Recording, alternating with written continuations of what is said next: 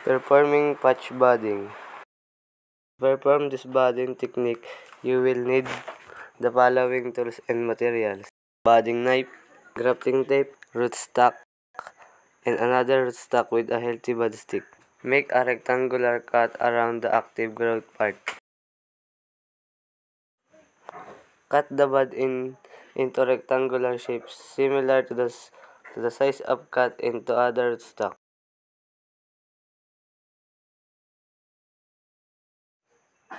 Place the bud in the cut part of rootstock. Tie the union. You can wrap the bud with a single layer of plastic to avoid water from coming in contact with the union.